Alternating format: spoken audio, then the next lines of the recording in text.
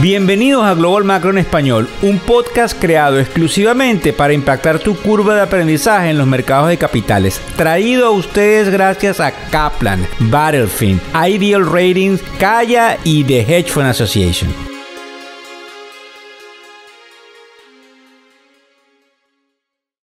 Hola, ¿cómo están? ¿Cómo les va? Feliz viernes. Hoy es viernes 10 de febrero del año 2023. Buenas noches, buenas tardes o buenos días, dependiendo no solamente desde dónde nos escuchas, sino a la hora que escuchas el podcast. Porque como sabes, te explicamos la narrativa, la tendencia y vuelvo a repetirlo, te la explicamos, no nada más te la informamos. Pero hay algo interesante porque a veces, como decimos, tenemos lógica y la lógica funciona. Porque en el mercado la lógica a veces parece no funcionar.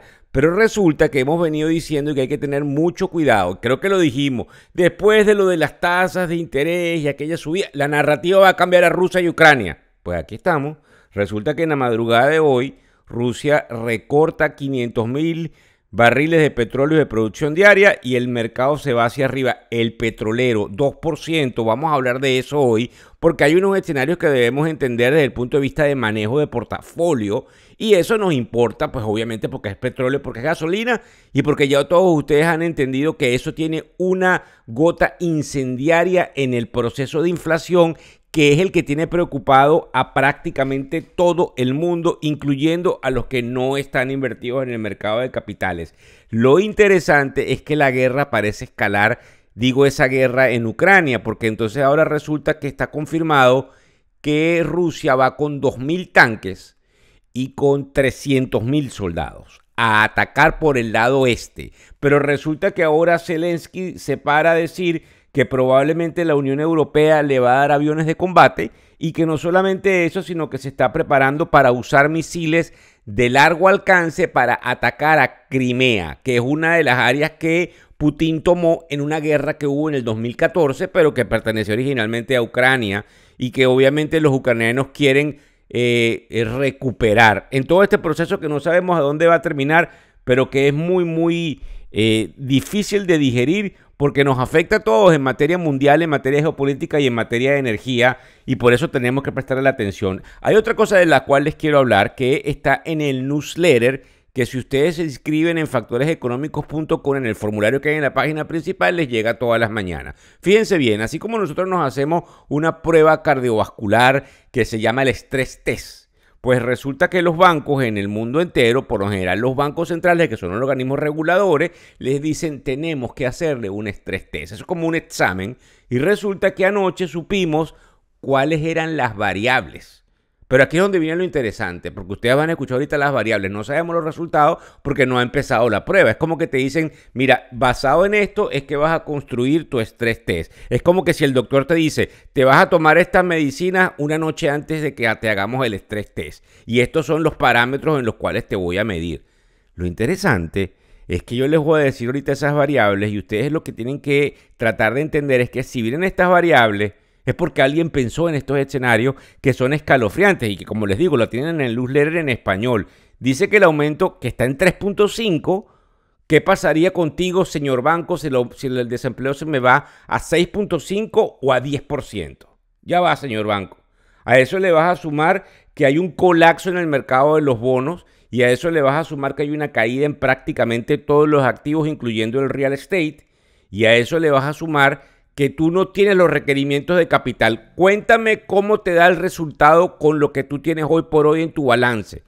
De esa forma, miren cómo se comportan los bancos en un stress test, pero lo que nos preocupa a quienes estamos en el mercado es que la reserva está colocando unas variables que, aunque son hipotéticas y probablemente nunca suceden, son escalofriantes. Y obviamente eso es importante de tomar en cuenta. ¿Por qué nos importa? Recuérdense que cada cosa que decimos aquí tenemos que terminar preguntándonos por qué lo que Víctor dice ahí me importa a mí que voy en el carro escuchando este podcast. Porque eso nos afecta a nosotros. En la economía, me dicen que estamos en los Estados Unidos. Por supuesto, el Global Macro parte de los Estados Unidos, pero como tú me oyes en Caracas, me oyes en Lima, me oyes en Madrid, me oyes en cualquier lugar donde estamos regados como latinoamericanos, pues indudablemente tienes que entender que las economías están interconectadas y por eso nosotros partimos desde el principio Global Macro. Otra de las cosas importantes que les quiero decir porque la van a estar leyendo por allí, es un ataque que hay ahora contra Elon Musk, porque resulta que él abrió un satélite que se llama Starlink para que la gente en Ucrania tuviese internet, porque ustedes se acuerdan que al principio de la guerra, hace un año atrás, los rusos tumbaron las telecomunicaciones.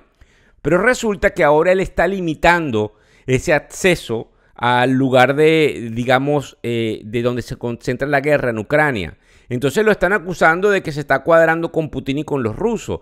Resulta que cuando oyen la historia, y me gustaría escuchar sus comentarios a través de las redes sociales y por los mensajes de texto que nos llegan, lo que Putin hace a través de su equipo es decir, un segundo, nosotros abrimos el internet para que aquí funcionasen los hospitales y funcionasen las actividades de primera necesidad, pero el ejército ucraniano está usando la internet para globalmente tener los satélites para poder atacar a Rusia, y definitivamente no queremos estar en el medio de ser los facilitadores de tecnología para ese proceso. Algo sumamente delicado.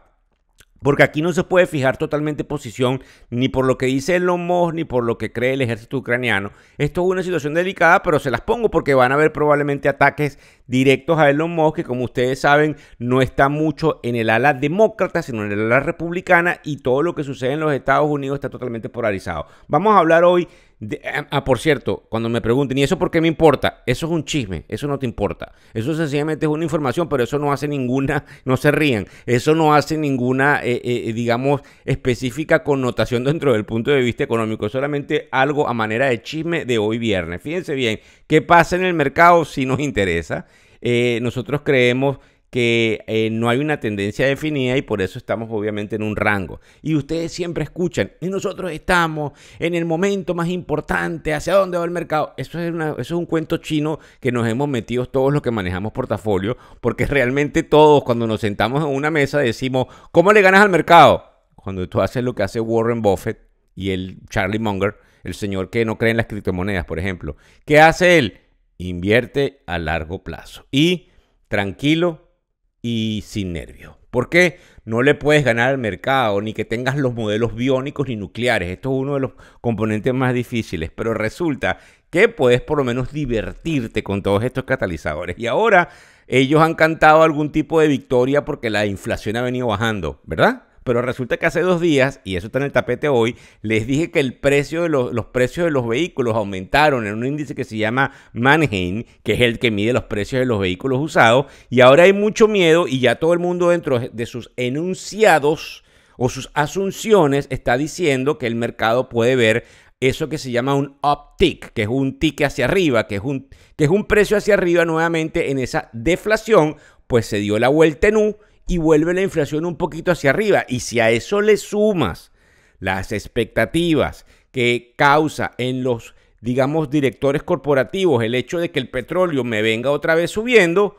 te replantea todo. Todo ese replanteo que hubo la semana pasada a raíz de lo que pasó el miércoles de la semana pasada con la reserva, con el lenguaje, ahora se cambia con el replanteo que puede haber con ese número del martes 14 que tiene que ver con la inflación, y vuelvo a repetírselos. Es como un cuento, es como una novela, es preocuparnos. ¿Y cómo ganas dinero en el mercado de capitales? Invirtiendo a largo plazo, y no oyes a Víctor y no oyes ninguna de estas cosas. Es imposible. El ser humano siempre quiere estar pendiente de lo que sucede, solo que yo soy sumamente sincero en decirles qué es lo que funciona realmente. En cuanto al petróleo, para que estén claros también, porque el petróleo va a subir, ya va. Vamos a analizarlo desde el punto de vista de lo que tenemos nosotros en las pantallas. Nosotros tenemos ahora que los rusos se han cuadrado con la Organización de Países Exportadores de Petróleo, trancan el grifo y ellos dicen, y nosotros no vamos a aumentar. ¿Qué pasa con el petróleo en el corto plazo? Sube. ¿Quiénes se benefician? Los países productores de petróleo. Como por ejemplo, ¿quién? El país donde yo nací, Venezuela. Pero ¿qué es lo que pasa en el mediano plazo, Víctor? Bueno, resulta que si lo que tú estás diciendo, que pareciera lógico desde la tribuna de factores económicos, que es que las tasas de interés tienden a subir producto de que se despega la inflación, ¿qué es lo que va a pasar cuando ese acordeón se estira? ¡Pum! Recesión.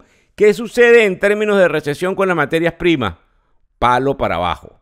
Entonces, ¿qué es lo que sucede con el petróleo? El petróleo me sube, pero hay una cosa que se llama, y lo estudiamos en macroeconomía o en economía, la elasticidad de la demanda, que es que a medida que esto sube esta liga, la gente no consume, el petróleo baja, se paralizan muchas cosas, vienen los desempleos, viene una cascada de efectos a nivel mundial, la gente deja de consumir petróleo. Claro, hay algunos que dicen, pero se está reabriendo China.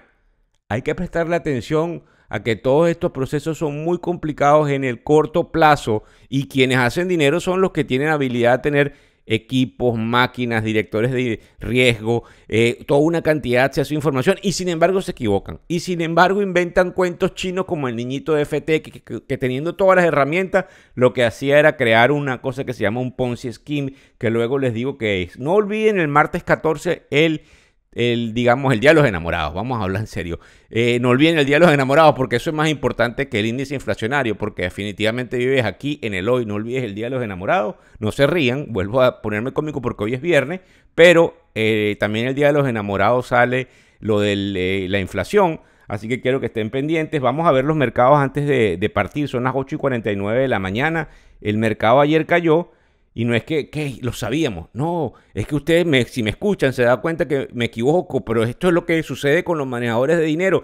Tú que me estás oyendo, que tienes dinero con alguno de mis colegas que hacen lo que se llama wealth management o private banking, no te pongas bravo con ellos, es muy complicado manejar esto. Por eso ellos siempre te dicen, tienes que mirar el panorama a largo plazo, pero es que es lo lógico. No es que ellos son flojos, es que es lo lógico. Te preocupas mucho con lo que sucede y si terminas esperando 1 o 2 años, nunca hubo pérdidas, porque hubo pérdidas no realizadas momentáneas, porque tratas de invertir en calidad. Así que presten atención a ellos, que el trabajo de ellos es crecerles su dinero, no perdérselos. Ahora bien, el mercado está cayendo en el caso de los futuros, los 3 índices están en rojo, el que más está cayendo obviamente es el que es más volátil, el que tiene lo que también vamos a explicar en alguno de los programas más adelante, que es un high beta, una beta alta, es una medición matemática. A mayor cambios en el mercado, pues indudablemente mayor cambios en ese sentido. Y en el caso de la tecnología, high beta, si el mercado está subiendo, sube más que proporcional. Si el mercado está bajando, cae más que proporcional. Y por eso el Nasdaq está cayendo alrededor de 3/4 de punto porcentual. Vamos a ver cómo está nuestro querido amigo el señor Petróleo, subiendo 1,5%. Porque definitivamente, como yo les digo, no todo está a favor de que el petróleo se dispare, aunque momentáneamente lo podamos ver así, producto de que hay miedo que caigamos en una recesión. Ya se las expliqué. En el caso de nuestro querido general, el bono de 10 años, 3,67%. Ese sí se movió. Y ese definitivamente nos está marcando que aquí vienen subidas de tasas de interés nuevamente y que probablemente sí vamos a ver un número de inflación que se venga nuevamente hacia arriba. Dios mediante que las controlemos, porque aquí quienes nos beneficiamos somos los que luchamos porque la economía se estabilice. Muchas gracias por seguirnos. No dejes de disfrutar el fin de semana y de seguir todo lo que hacemos a través de factoreseconómicos.com. Un beso y un saludo a todos. El podcast Global Macro y de Factores Económicos ofrece una visión global de los mercados de valores y dicho análisis es producto de la compilación traída por diferentes fuentes de investigación de mercados institucionales.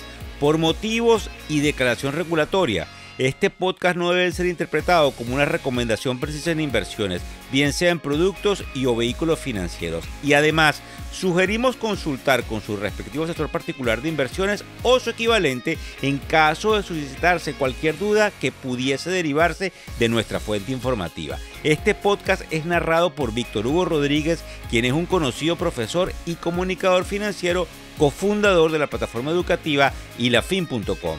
Muchas gracias.